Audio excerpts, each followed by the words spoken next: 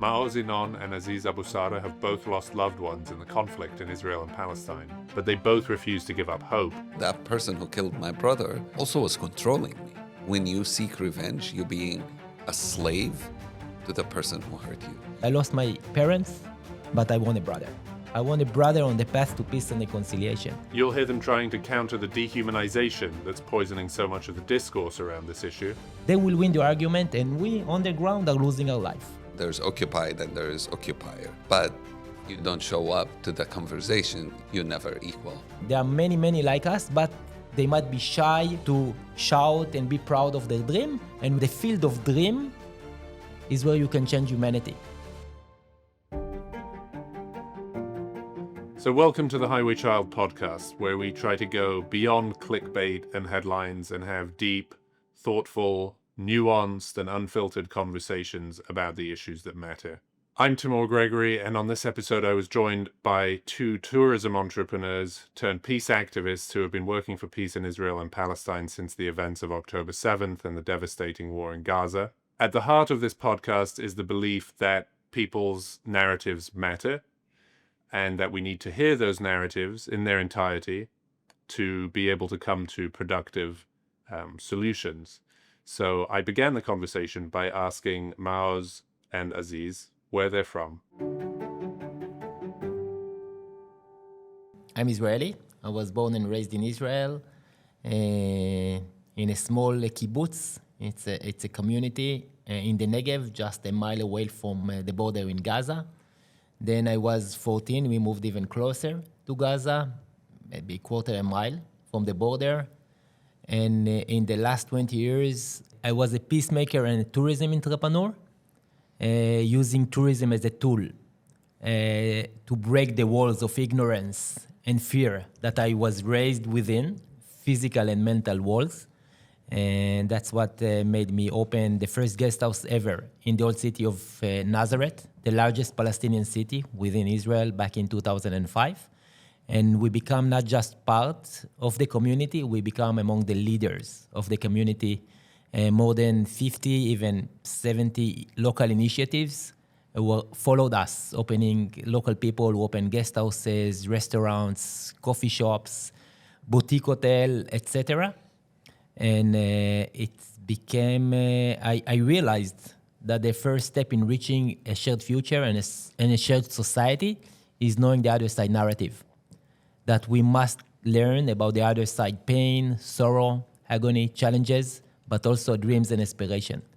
That if we wall between it, if we oppress it, if we silence those narratives, we're going to face resistance. And when there is resistance, no one can control it. It's going to be a non-violence resistance that I guess each one of us can support, or it's going to be a violence resistance.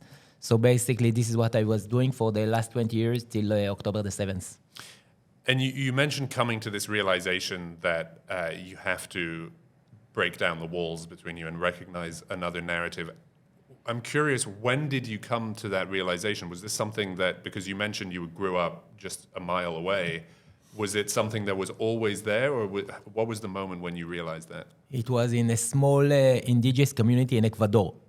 The second time Shlomit and I traveled around the world, that we suddenly realized that we know about indigenous communities and native people all over the world, in Australia, in New Zealand, in Nepal, in South America. But we don't even have one Palestinian friend. We don't know the difference between Eid al-Adha, Eid al-Fitr, and Ramadan. We don't know where Jesus was born, where he is buried, and we never heard about the Annunciation. So we asked ourselves, how come we know about faraway people and faraway nation, but we don't know 50% of the people, of the individual living between the river to the sea? And we've decided to change this reality through tourism. Aziz, I want to actually just pivot quickly to you, because you make an interesting point. Is that something that, and I saw you nodding, is that something that resonates with you, that idea of not knowing the history of a people that's right next door? Yeah, absolutely. I think it's true for vast majority of Israelis and Palestinians. Definitely was true for me growing up. The only Israelis I knew were soldiers and were settlers. And so there was no place for you to have a cup of coffee with somebody who's your neighbor, but you see each other as enemies. And there's so much fear. And as Maoz said, there are these walls of ignorance and fear and hate that makes it very hard for someone to step out of that wall. It's really going against every instinct you have almost for survival, because people will tell you, you are risking your life if you do it. And I remember Scott, my business partner and our partner and friend, first time, he's an American Jew. First time he came to visit Israel, and he hit him. He wanted to go and see Palestinians. He decided he wants to go to Bethlehem. And the people he was staying with, a Jewish family, Israeli family, the wife started crying, thinking he's never going to come back. That was her mindset, is if you go meet a Palestinian, they're going to murder you. And so that's definitely the misinformation that we have, is that if you cross to the other side, you will lose your life, basically. And you mentioned, Maoz, that you came to understand a lot of cultural things about Palestine. Aziz, did you have a moment where you kind of came to learn more about Israel? Yeah, mine happened when I was 18 years old, after 8 years of being a hardcore activist on the other side, of wanting to make sure such meetings actually don't happen. I went to study Hebrew in an Ulpan, which is where Jewish immigrants, when they go to Israel, that's where they go to study Hebrew. And I was the only Palestinian there. And that was my first interaction with Israelis who, in a setting where we are equal. I've never been in that setting before, because at checkpoints, you're not equal. And the soldier can be nice, but still carrying a gun and telling you whether you can pass or not. And you can't have dialogue with one person with a gun and one person with, it's not an equal relationship. So in that Hebrew class, I started talking to Israelis. My teacher was very, very instrumental in making sure that I felt welcomed, which was something I never experienced from an Israeli person. And then the students, because of the, I think, atmosphere that the teachers set, the students also, we became friends, and we'll go out and have coffee together and talk about music and talk about art and talk about life and talk about what is it for somebody like me to grow under occupation, what is it for them to make aliyah or immigration to Israel, why? All these conversations that I had no access to before. So it sounded like, Maoz, it was something which happened relatively late in life, actually. What was it like during your childhood? What awareness did you have or not of what was going on in Gaza, let's say? Basically, zero awareness. And I phrase it by the narrative I was raised within, that we, the Jewish people with no land, came to a land with no people. This is how I can frame the Zionism I was born and raised within. And my grandparents from both sides, I also keep saying it, they weren't Zionists, they weren't in the Zionist movement, they were the movement. They were the movement. Immigrating and Zionist pioneers from Eastern Europe, realizing or sensing that the catastrophe is going to happen for the Jewish people, and immigrate to Palestine under the British mandate, and establishing one kibbutz from my mother's side in the Negev, and another kibbutz from my father's side, also in the Negev and very close to Gaza. And there was basically zero awareness for what's happening behind. It wasn't a wall back then, it was just a wire fence. But zero awareness, why they are there, what happened to them. Just, again, like I said, it wasn't in the discourse whatsoever. I want to talk a little bit about October 7th. Some people who are listening to this will not know your story. Could you tell us how you experienced the horrific events of October 7th. Yeah. So my parents, they lived in Netiv Hastara. It's the nearest Israeli community to the border. And it was early morning. I wake up in Binyamina, check the messages on my WhatsApp, and my father write that there are many sirens and alarms and noise of shooting. But it sounds crazy, but it's normal. It's happened every few months, so once a year. So I said, okay, another days of these days. So I went to make a coffee for my wife and for myself. And while making the coffee, I could see on Instagram that the Hamas intruding the Israeli communities on the Israeli side of the border. So I called my father. He was in the safe room. And he just saying what he wrote in the WhatsApp, that there are many noise and there is war going on, and that he and mom are okay. So I just, okay, Dad, be safe, talk to you soon. And 5 minutes after, there was no answer. I tried to call him again.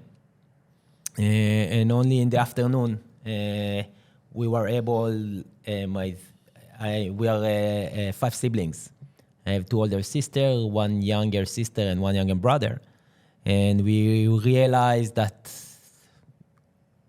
hell probably happened. And because many names of our childhood friends, neighbors started coming to us that they were killed. And in the afternoon, we were able to reach out, one of my parents' neighbors, and he told us that my parents' house is burned to ashes and that there are 2 bodies inside. I'm so sorry. Thank you. And I want to thank you for the way in which you just articulated all of that. Because I think, even for me, having obviously followed this conflict for some time, I don't think I've heard an account like that. I think we get a lot of facts and figures, and I think hearing it like that has even given me a new perspective, which I didn't think could happen after all of this time working on these issues. After October 7th, Aziz, you reached out to Maoz. How did you know him, first of all, for people who aren't aware? We met on J-Date.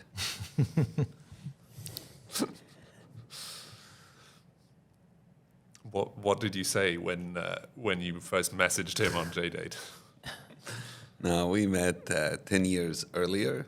We both work in tourism, and our companies work with each other. We've run joint trips together, and we've used Maoz's hostels for many of our tour groups. And so we knew of each other, I guess. And one of my guides introduced me to Maoz 10 years earlier. Met him in the hostel where he works. Talked for a few minutes. Oh, great, we do some work together. Okay, nice. And that was it. And then we just added each other on Facebook and became friends on Facebook. Back then, 10 years before. And for 10 years, we never spoke. It was it. And then the same friend who introduced us sent me a message, I think October 8th, and was like, you remember Maoz I introduced you to? His parents were murdered, and just wanted to let you know. So why did he do that? It was so long ago, you only met for a few minutes. Yeah. Why did Yuval do that? I think he thought I would want to know because we've met. And to be fair, he didn't know we never talked after. He probably assumed we did because, like I said, our companies do so much work together. So our staff know the staff in Abraham Hostel really well. So right. My assumption, he assumed we've continued to talk. And I decided to send a message to Maoz, a message of condolences, and say, I support him, and this is time to say that I'm standing with him. And I honestly didn't think about it too much. So now I can reason why exactly did I send that message and all of that. But at the moment, it just felt the right thing. I think in my peace work, I've come to realization that people who suffer, you don't ask if somebody is Jewish or Palestinian when they're suffering. I think you don't ask an innocent, a civilian, oh, well, before I feel for you, I want to figure out, are you my people or their people? Those kind of definitions have already been erased for me.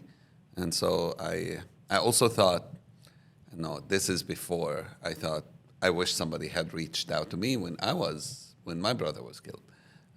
So this is part of the reasoning. So let's dig into where those, you mentioned that these are things that you've come to over the course of your life. Let's go back to the beginning. Where are you from, Aziz? I'm from East Jerusalem. I grew up both in East Jerusalem and in Azariya, which is a small village outside East Jerusalem, about 2 miles from the heart of the old city. In 1967, Israel occupied East Jerusalem and the West Bank, and Gaza, and did not annex it. So we became under Israeli military control. So one of the biggest differences between Maoz and I living in the same land is if I commit a crime and he commits a crime, being from the West Bank especially, or Gaza, you would go to military law. If one of us, if he commits the same crime, he would go to a civilian court.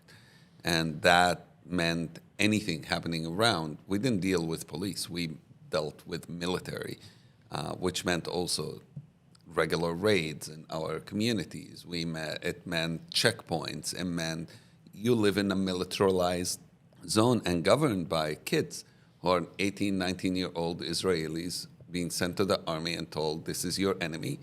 And then for us, we look at them and see them as our enemy, right, because my freedom is restricted by these 18, 19, 20-year-old children. And that becomes, that's, I think, where a lot of the enmity grows out of. And it's not just security, it's all aspects of life. It's from building a house, opening a business, education, freedom of movement, freedom of speech. Everything is controlled by the military. Yeah. As a kid, you really don't realize that your life is not normal growing up under occupation. So things like getting shot at or things like tear gas was a normal thing, even going to school, to the point I came home at some point and told my mom, I'm not going to school anymore because there was tear gas and I don't think education is worth dying for. I think I made a very good case for it, but she rejected my argument and instead gave me an onion and told me to take an onion with me to school if I'm afraid, because if you shot at tear gas, if you put an onion next to your nose, it's supposed to help you not suffocate. I don't know really how much scientifically that works. I keep saying I'm going to check it out, but it does give you the confidence. And so for me, it became more important to check if I have a fresh onion than check if I have my lunch or check if I have my homework. And Aziz, this has impacted you in a personal way. You touched on this a little bit earlier, the loss of your brother. Would you tell us a little bit about how that happened and how you experienced it? Yeah, I was 9 years old when my brother was arrested from home. A group of soldiers broke in. It was Ramadan. We normally get up early in the morning, have a pre-fast meal, just done that, went back to bed, and that's when the military showed up, took my brother's IDs, checked them, and then decided to take my older brother, Taysir. And you were how old at this point? I was 9, and he was 18 at this point. We are 9 years difference. He was taken to prison. We didn't know what was going on, was taken for an interrogation. And this, again, a big difference between police and military. He was tortured in prison to confess on a charge of throwing rocks. And so after more than a couple of weeks, more or less, he eventually signed whatever paper they asked him to sign. And he was put in prison for just under a year. By the time he was released, he was pretty much on the deathbed. The torture affected internal injuries. He was very ill by the time he got out of prison, and we took him to a hospital, had the surgery, and died a few days after the surgery. I'm sorry. Thank you. How did you You mentioned that this charge of throwing rocks, this was communicated to you as a family? Yeah, it was. So there was a court case, military court, and that was a charge he was accused of. Yeah. And that carried 1 year of... Just under 1 year, yeah.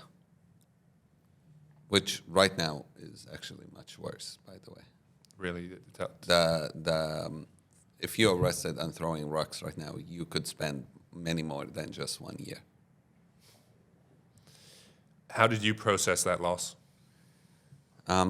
I think like any 10-year-old would process that loss. A lot of pain, anger, wanting revenge. The image of those soldiers coming and arresting him stays with you. The image of the prison. I went to visit him only once while he was in prison. And just seeing the humiliation, it really sticks in with you. And so revenge becomes the main thing you want to seek.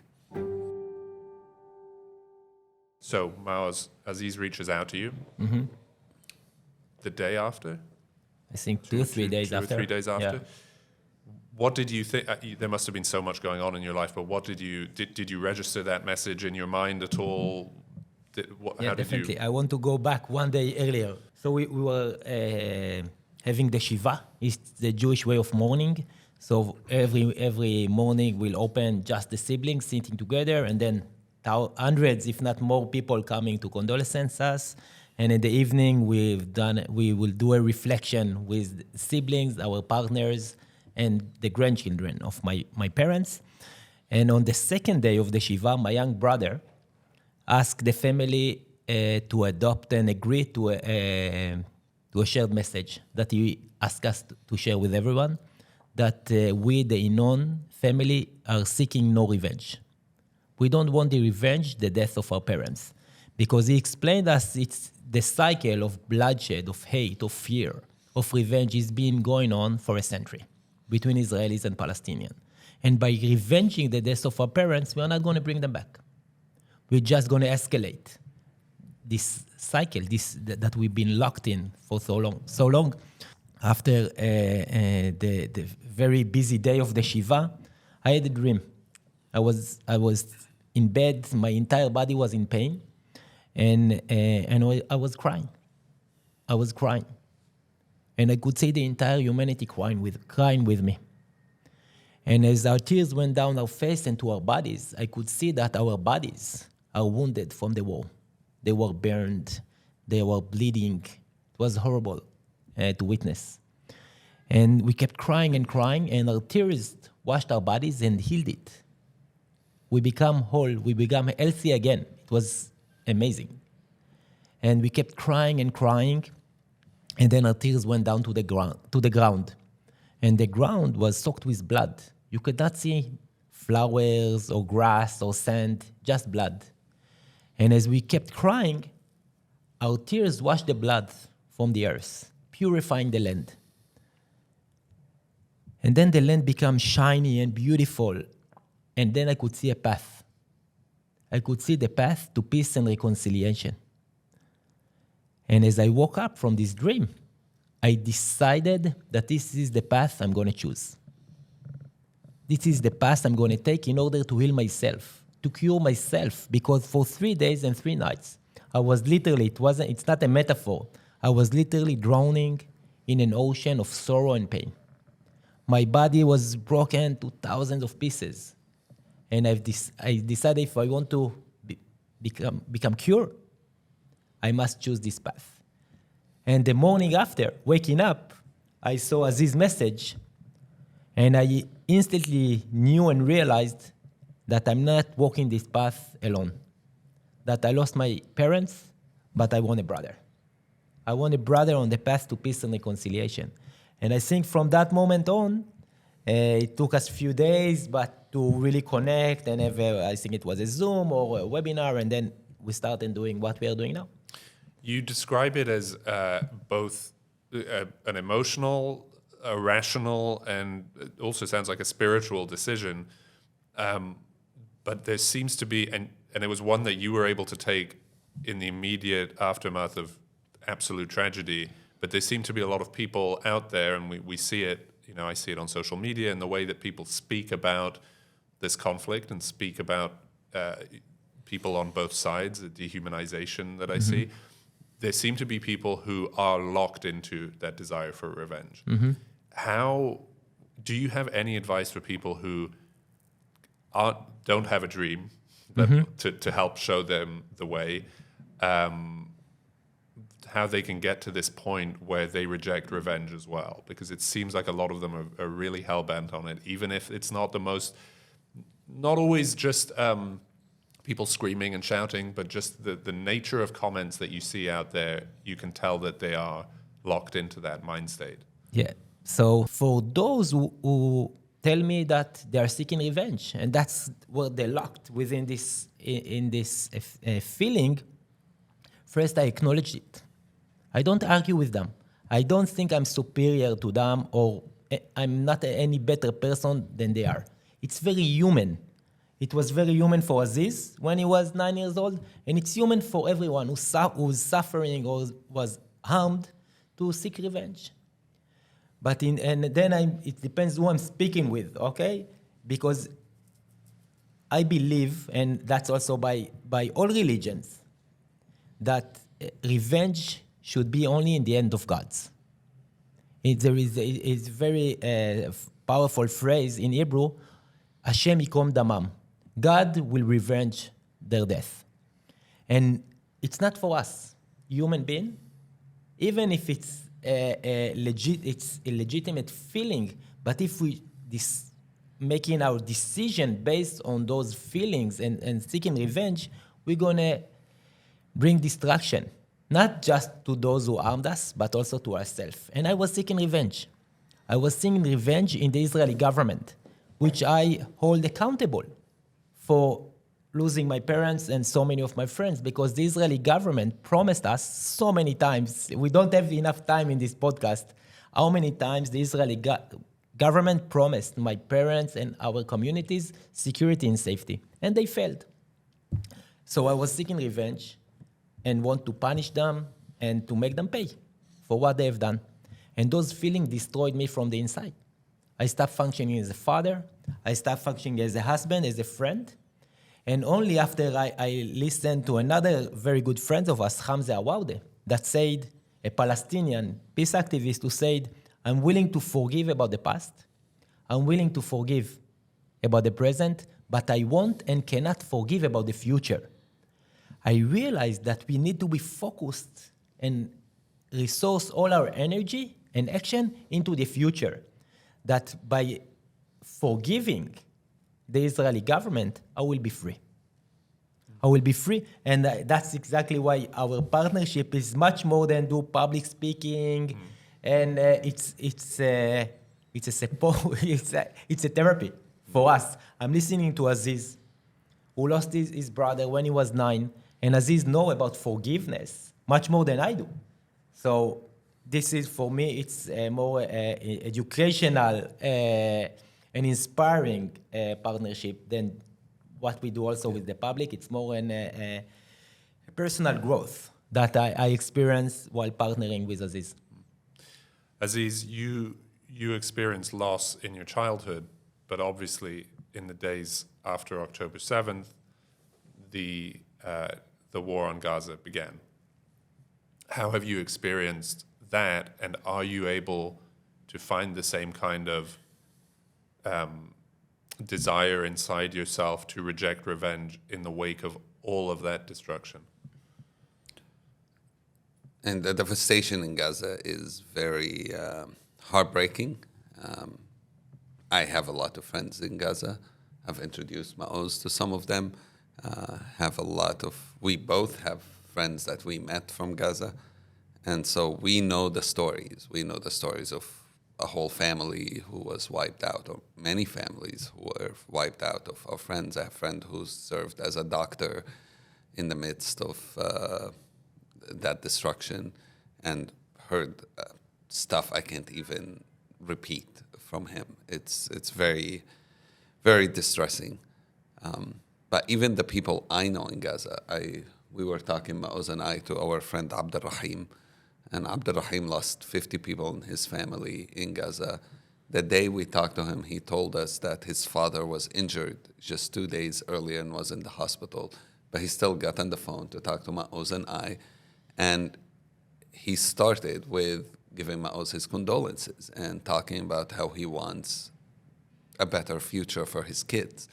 So if Abdurrahim can do it, who am I not to be able to do it? If somebody who lost 50 people in his family saying revenge is not the path forward, and I think what we keep saying for people like us who have suffered that much and have lost so much, to us this work gives you a reason to wake up in the morning and get up with the energy that sometimes we don't have, but we find that energy.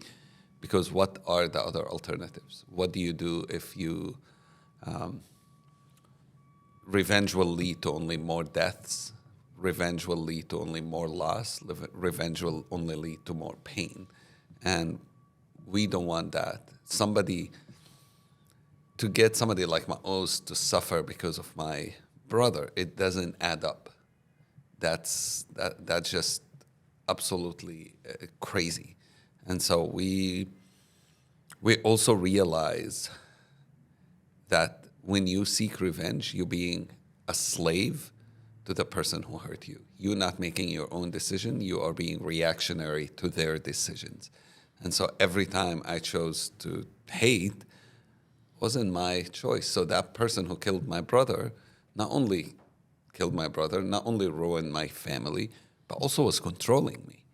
And realizing that breaking free is something in my own ability is quite redeeming, is quite freeing, is really, it changes your whole mind. And big part of what you see in Israel and Palestine today is people saying, it's not in our hand. They did this to us. We have to respond in such way.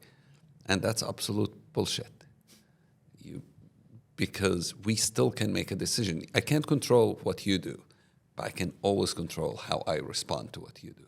I would imagine you get a lot of skepticism, both of you. Mm-hmm. Are there people who come at you and say, for instance, even having a conversation like this or discussing something like October 7th in the same sentence as what's happened in Gaza is, maybe creating an equivalence, a false equivalence? Are you familiar with this term? It's like saying putting two things on something of an equal footing, and they might say, 1,200 people died on October 7th, but over 40,000 innocent people have been killed in Gaza, and so on. Do you encounter that sort of argument when people are coming back at you, and how do you respond? You're being very nice. We encounter much worse.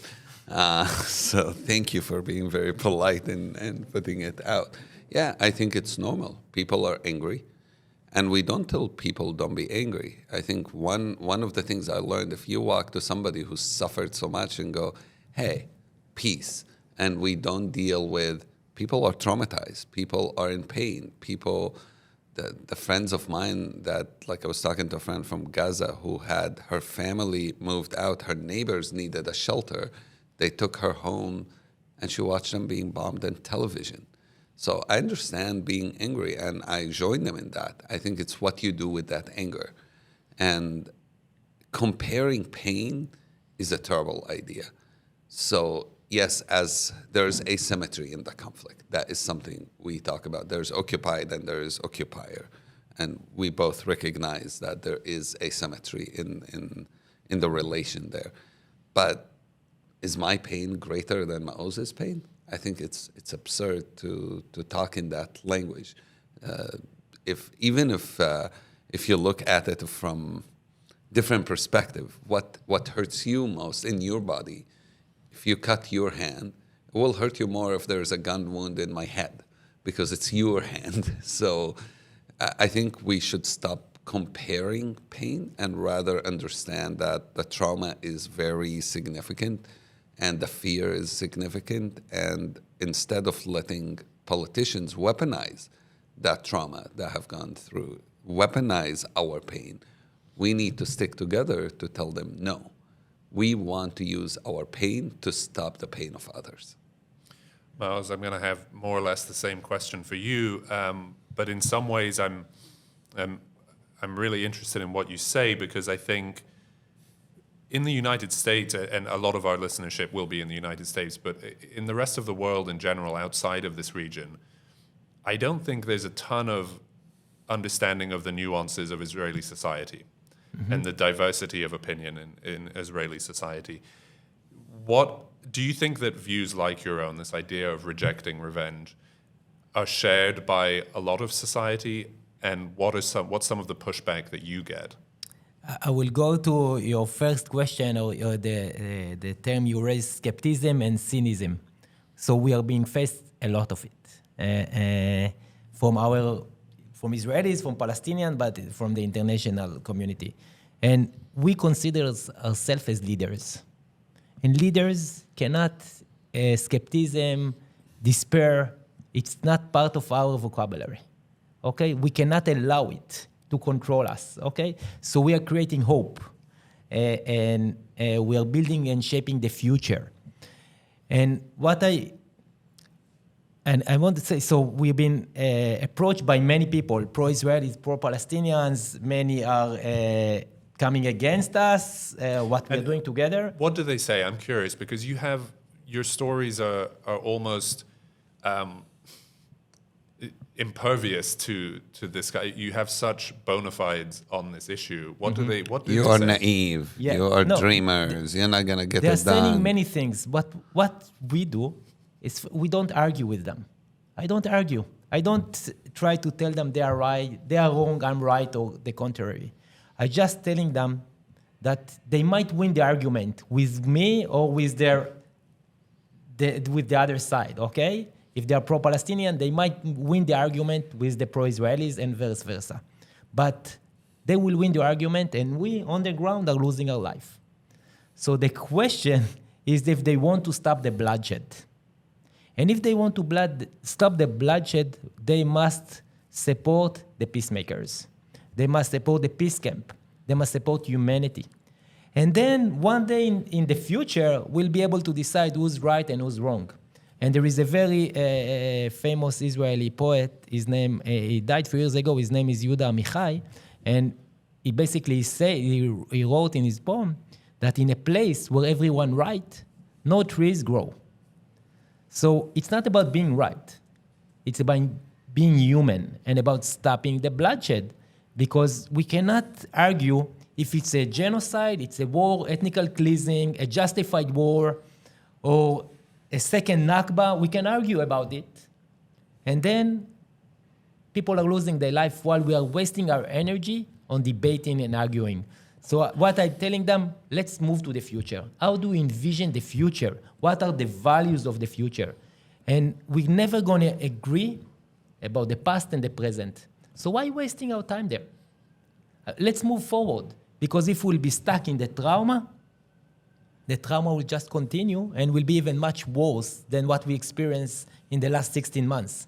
So I'm always moving them to the future. What are your values? Do you believe in equality? Do you believe in security, in reconciliation, in shared acknowledgement on recognition? Or do you believe that one people should be superior over the other? You saw this with the Oscar-winning documentary, Northern with Basil and Yuval. And you have people arguing, this is an amazing documentary. It tells the story of a Palestinian village that is being attacked by Israeli army, settlers, tons of injustices, and highlighting their plight and what needs to be done to help them. And then you have people on the right who will say, oh, this is all propaganda, no such a thing happening, which is absurd. You can easily go to there and see it. And then you have people on the left and the pro-Palestinian side who are saying, why do we need an Israeli to tell our story? This is wrong, this white savior mentality. But neither of those, on the left or on the right, are doing anything to change the reality. So they can, like Maoz said, they sit and argue. I'm sorry, Yuval, who's an Israeli, has done more for the Palestinian cause than any of them, than many of those pro-Palestinians who are angry at him. And Basil, who's losing his home, literally losing his home, is hearing these people lecturing him about how he can save his home, while none of them is willing to stand with him. They can stand with him on Twitter in arguments, but they don't stand with him in reality. Maybe he wouldn't have done this film with Yuval if they were there for him. But if you're not going to show up and you're only going to come and lecture us about what's right and what's wrong, I'm sorry. If you show up and you want to talk to us and we can debate and we can argue and we can talk about different ideas and what works and what doesn't work, you absolutely have a seat on the table. And we always open to say, we wrong, let's figure out what's right. But if you're going to just stand outside and yelling at us and do nothing to change the reality, do nothing for my family that's still in East Jerusalem, still in the West Bank, that are suffering under the occupation, but you're going to come and lecture me about how we should fight until the last drop of Palestinian blood? I'm sorry, if you going to school in one of the fanciest schools in the U.S. and then going to talk to my family sacrificing more than my brother and my uncle and few cousins, no, I'm not willing to accept that argument. We have a plan, and we have a mission, and our mission is to make peace by 2030. This is the time frame we are working with it. By 2030, there should and can and will be peace between Israelis and Palestinians. And we use what we learned as a tourism and business entrepreneurs. We use those skills, those methods, to bring them into the peace camp and the peace field, right. Because we are not going to wait for a politician, a president, or a messiah to come and fix the world for us. We have the agency to fix the world, and this is exactly what we are doing. We're going to move it on now to the part of the discussion where we do start to talk about next steps, and I'm glad that you laid out that timeline of 2030. Maoz, first of all, what do you want from somebody who is, let's say, pro-Israeli?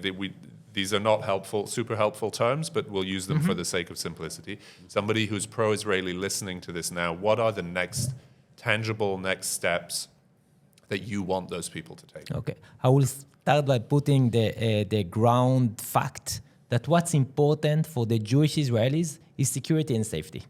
Okay, this is because of the Holocaust, because of 2,000 years in exile. What we care and important for us is security and safety. But was proven, not just October 7th, but was proven from the establishment of the State of Israel that there will be no security and safety to the people of Israel if there will be no security and safety to the people of Palestine. And there are 7 million Palestinians, 7 million Israelis between the river to the sea. And we must learn, and we can, and we will learn to live among each other in peace. So now we have the plan, okay? It's a 5-step plan. The first chapter is to dream. And what we realized, and the last few months we've been speaking to spiritual leader, faith leader from Pope Francis and many, many others, to philosophers, to neuroscience, that the field of dream is where you can change humanity. It's not the battlefield, it's not the academic field, it's not a political field. Only those who position themselves in the field of dreams are changing humanity. And for too long, we, the moderate, pro-humanity, we stopped dreaming. And we left the most important field only to the extremists. And so we positioned ourselves now in the field of dream. And then we need to amplify our dream. We have a dream. We must be very proud of our dream. So we need to amplify this dream. Then we need to build legitimacy to the dream. This is why we are doing the People Peace Summit in Jerusalem in coming May. And this is why we are approaching policymakers, more faith leaders. We co-author a book together with Crown Publishing House. We do many, many actions to build our legitimacy and legitimacy to our dream, because those who believe that bomb will bring quiet, that wall will defend, and war will bring security, been failing so many times. If it's throughout the American history, in Vietnam, in Afghanistan, in Iran, in Lebanon, in Libya. It's been failing so many times. It's time to use diplomacy to build legitimacy, back again to diplomacy, to a dialogue, to reconciliation. And then our first chapter in the roadmap is a policy change, to start investing in tools of constructions and not tools of destruction. So to invest in dialogue, in shared life initiatives, to invest in our partnership, and there are many other partnerships like this. And the fifth chapter is to build the political will. The political will that will force the decision maker to sit in a room, equally gender equality in the room, not just politicians, lawyers, and generals, but also philosophers and academic and reconciliation experts that will come with the solution, the diplomatic solution. So within this framework of 5 action, dream, amplify, legitimacy, policy change, and political will, we work now. And it's not just for pro-Israel or pro-Palestine. I think this message and this plan we want to raise the awareness that there is a plan and there are actions that can be made now, first in order to stop the escalation and what's happening now on the ground, but also to build and shape a possible future. And peace is possible. Mm-hmm. That's what history proves. I want to touch on the political will, especially because I think some of the other things, I feel like we're already doing them with this conversation, helping people to dream, helping people to empathize. Let's say people get to the point where they can dream, they can empathize. Specifically in Israeli society for now, and then we'll talk about Palestine. How do you build that political will? Because it doesn't look from the outside, at least, that there are too many politicians, at least prominent ones, who are sharing this kind of ethos. So what Israel's recent history shows and proves that the discourse is very flexible. Only 4 years after what we call Yom Kippur War, the war of 73, and the discourse was completely against negotiation with Egypt, was that Egypt only want to erase the state of Israel, that it's better to have Sinai Peninsula without peace than peace without Sinai Peninsula, and that there will be no peace in our lifetime. This was the discourse for 4 years after the war. And then the entire discourse changed completely by night with Sadat visit to Israel. And the children of Israel, or at the age 1st grade, 2nd grade, 3rd grade, were waiting for Sadat car in Be'er Sheva, in Tel Aviv, in Jerusalem, in Haifa, waving 2 flags. The Israeli flag and the flag of Israel's biggest enemy, the Egyptian flag. And Prime Minister Begin, who welcomed Sadat, said in a historical speech that we can prevent the war, but peace will definitely happen. So we need now to recreate this historical visit of Sadat. And this is what we want to call here for Arab leaders, for faith leaders, for Muslim leaders to come to visit Jerusalem. And what we are working on the ground is make the people ready to accept and welcome this visit. And this is exactly how we're going to change the Israeli discourse. But we have many smaller action. The People Peace Summit is one of them. We're expecting 10 to 20,000 Palestinian Israelis attending this peace summit in Jerusalem. Today event exactly to prove that the Palestinian-Israeli peace camp is growing, gaining momentum, and is diverse. So we are not alone. There are many, many like us, but they might be shy or still afraid to be alone or to shout and be proud of their dream, and we make it legitimate for them to be proud of the dream. Aziz, what are the obstacles to building the kind of coalition that Maoz is talking about, but in the Palestinian context? The obstacles of building that coalition. We try to think of what makes things happen and less focus on the obstacles. So I think one of the main obstacles would be the image that an Israeli and a Palestinian together is an act of normalizing the occupation.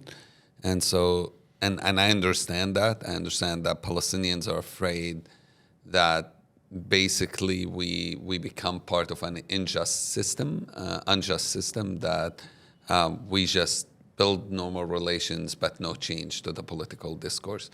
And every Palestinian I know want liberation and want equality and want dignity and want the safety and security that Maoz is talking about. And there's a fear that, are we in these conversations equal? Are we in these conversations and these events having our space? And my response to that, if you don't show up, you're never equal. If you don't show up to the conversation, you're letting somebody else doing that conversation. So those of us who can push for equality and those of us who can push for change have to be in every one of those conversations, have to be in these summits, have to be in these events, and to make our voices heard and make sure we're saying, here is what we expect, here's what we think need to happen, and here's what we can contribute to this conversation. Another challenge is we definitely in desperate need for Palestinian leadership that is different and Palestinian leadership that is young. Majority of Palestinians are younger than me. Vast majority of Palestinians are younger than me, while all of our leaders are significantly older than me. I'm like considered a baby next to our Palestinian leadership. And so that reform is terribly needed. And I think more and more Palestinians understand it. I think right now the approval rating for the Palestinian president is in single digit. That's how badly they are disconnected from the people, both in the West Bank and in Gaza. So that's a very important thing that we need to keep working on. It's something I have been working on for the last 7-8 years, and and should be continuing to do that. Do you think that maybe on the other side there's potentially a fear of new leadership on the Palestinian side? Like if they think about the Palestinian Authority, this is something that people are familiar, that Israelis are familiar with. Is there a fear? Is there a fear that a new leadership, a younger leadership, could be worse for Israel? And is that something that that you would want to respond to? Yeah, probably. I think for many Israeli current politicians, they're comfortable with the Palestinian leaders. Look, they're comfortable with Hamas too. It's and I tell this to my Palestinian friends.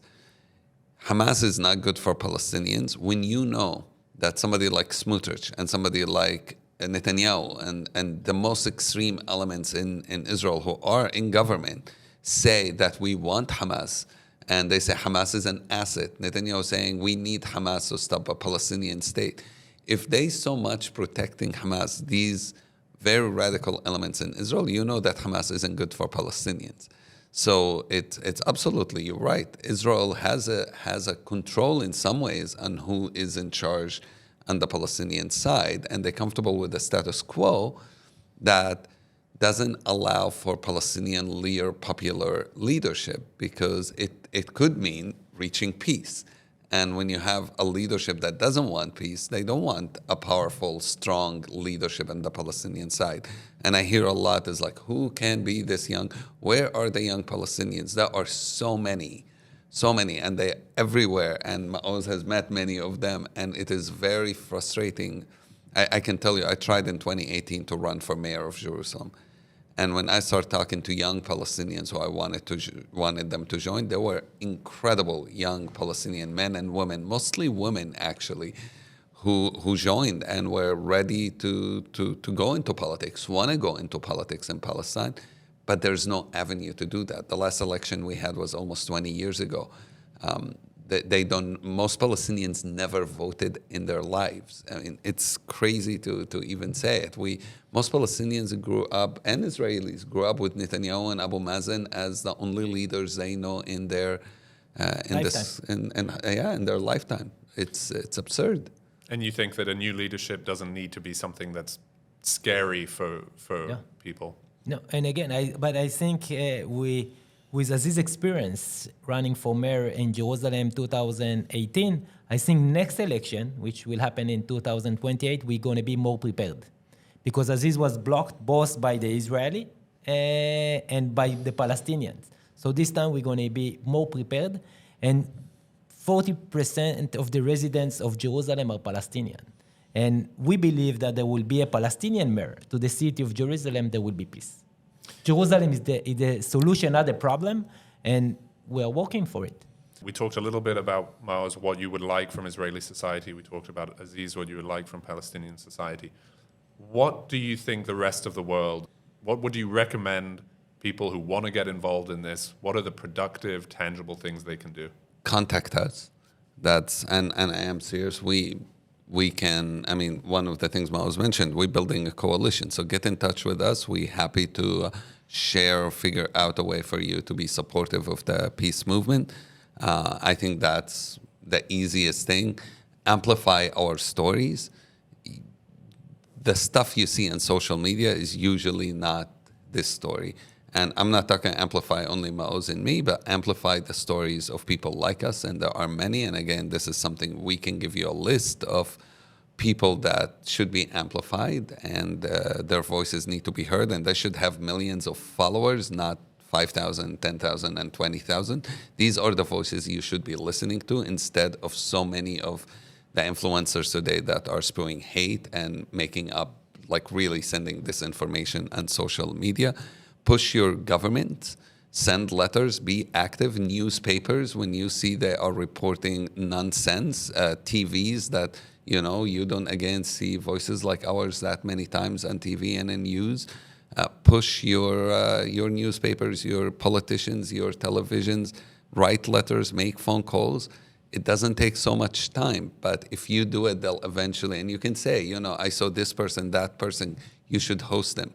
We met Pope Francis because of one person who came and met with Maoz and said, how can I help? And he said, well, do you know Pope Francis? And 3 weeks later, she was setting up for us to meet with Pope Francis. They didn't necessarily know that will happen, but some people are willing to really take it seriously and say, what is it that I can do? And it could be something very small, like a $5 donation, which means a lot still. It could be amplifying someone's voices. It could be setting up a meeting. It could be finding a partnership.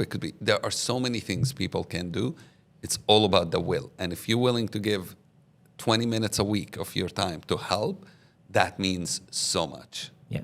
And you are not doing it for the poor Palestinian and Israelis. You are doing it for yourself. Because Aziz and I have been touring the world in the last 16 months, and it's very obvious that the world, the universities, the communities, the municipalities, national politics is importing the conflict. And politicians thrive over polarizing between us, over the division. So help us solve the conflict between Israel and Palestine, and then you will be able, wherever you are, to import the solution. So it's not just about us, it's about humanity. So be pro-humanity, act for humanity, and you are welcome to act with us. Yeah. What does the Israel of 2030 look like to you? What's your ideal vision? So by the year of 2030, it will be announced that both Palestine and Israel are hosting one of the next Olympic Games.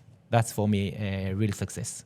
Aziz, what does Palestine look like to you in 2030? I think both Palestine and Israel would be a place where we are equal everywhere we go, able to travel everywhere, able to have the same rights, whether it's in 2 states or a confederation or even a 1 state, doesn't matter to me so much.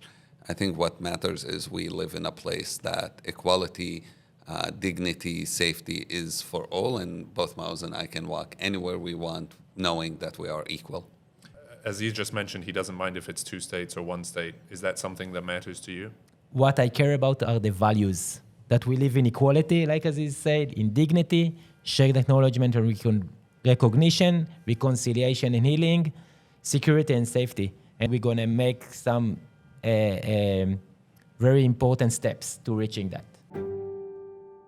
So with all of these shows, I try to keep the focus on the guests who are really the story here, but I'm going to leave you with 3 thoughts that I had after that conversation.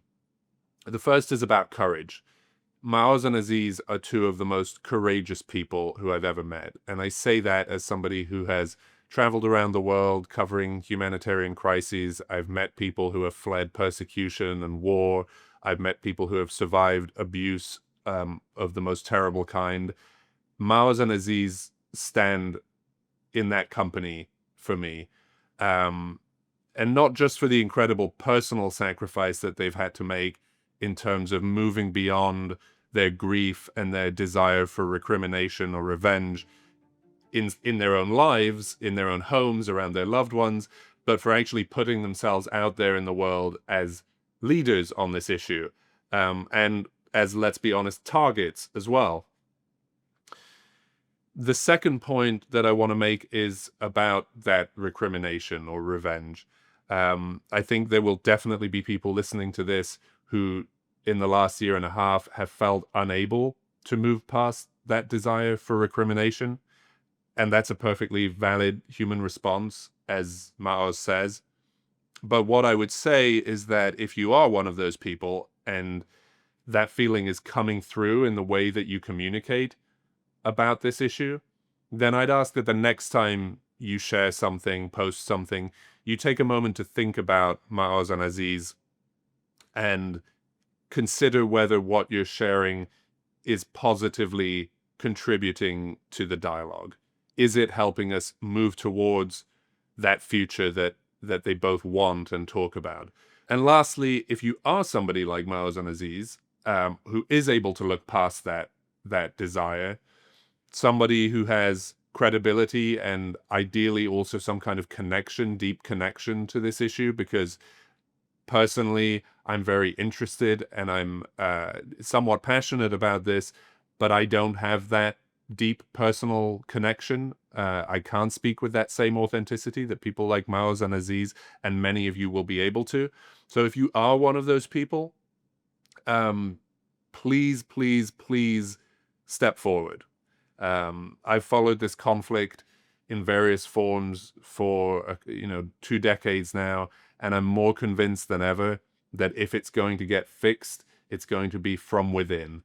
It's going to be when more and more people like Maoz and Aziz raise their voices, run for office, and eventually enact some kind of policy change. So if you're somebody like that, you have a sharp mind, you think that you're courageous enough to make the kinds of sacrifices that they've made, potentially being ridiculed by your own community or a different community or called names, like Aziz said, called naive or called worse things.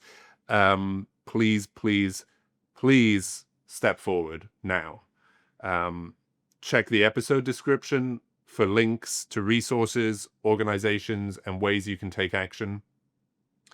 And if you're somebody who has posted or does post about this conflict, then please consider sharing this with your audience as well. Thank you for listening to the Highway Child podcast. You can learn more about Highway Child's work on Instagram at Highway Child Films or on our website, highway-child.com.